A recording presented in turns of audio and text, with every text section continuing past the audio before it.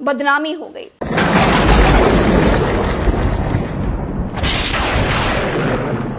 ले बदनामी हो गई। लाखों आदमी मर गया, लेकिन ये रोते घूम रहे हैं कि इनकी बदनामी हो गई। लोग लाश बनकर गंगा में बहते रहे, इनका दर्द ये है कि इनकी बदनामी हो गई। श्मशानों में जगह नहीं थी, लोग गंगा किनारे दफन हो गए, तमाम घर उजड़ गए, बच्चे अनाथ हो गए। लेकिन ये परेशान केवल इसलिए थे कि इनकी बदनामी हो रही थी। ऑक्सीजन के लिए लोग लाइन लगाए खड़े थे, अस्पतालों में जगह नहीं थी, दवाओं की कालाबाजारी हो रही थी, श्मशान आग उगल रहे थे। लेकिन इनको लगता था कि कुछ भी हो जाए लेकिन बदनामी ना हो। इनका बस नहीं चला, वरना ये लोगों से कह देते कि भैया जरा प्राइवेट में मर लो, बाहर हमारी थोड़ी बदनामी हो रही है। भाई लोगों ने बदनामी बचाने के लिए श्मशानों पर नोटिस तक लगा दी थी। भले ये भगवान से न डरते हों, लेकिन बदनामी से खूब डरते हैं। ऐसा लगता था जैसे भारत में लोगों ने मर मर कर इनको जबरन बदनाम कर दिया हो। मीडिया मरे को भी जिंदा बताए तब इनको खुशी होती, जो सच दिखाए वो तो बदनाम गैंग का गुर्गा बता दिया जाता है। एक बात मैं बिल्कुल क्लियर कहती हूँ, सुनिए मिस्टर, जब आपकी सरकार नहीं थी तब भी हमारे महान भारत देश का नाम था, अब भी है और आगे भी रहेगा। लेकिन भारत की जितनी भद्द आपने पिटवाई है ना, उतनी किसी ने भी नहीं पिटवाई।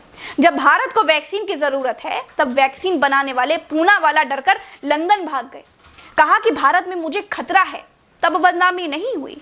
या वो भी डंका बजाने के खाते में रखा जाए।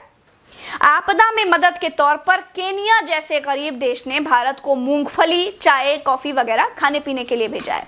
भारत को यह दिन दिखा दिया कि केनिया जैसे देश हमें राहत भेज रहे हैं। ये भी डंका बजने में गिना जाएगा कि हमारा डंका बज रहा था इसलिए गरीब अफ्रीकी देश ने हमको भैया मूंगफली भेजी है ना।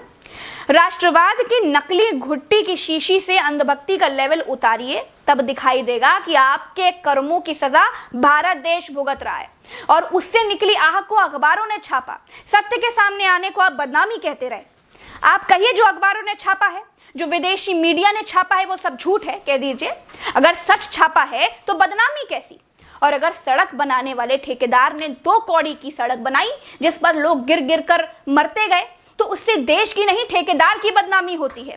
PWD उसे कभी भी अगला टेंडर नहीं देता। उसी तरह देश है, अगर एक पार्टी की सरकार नाकाम साबित हुई है तो उससे महान देश बदनाम नहीं होगा। उस पार्टी की, उस सरकार की नाकामी दिखाई देती है जिसने देश को बदनामी की दशा तक पहुंचा दिया हो।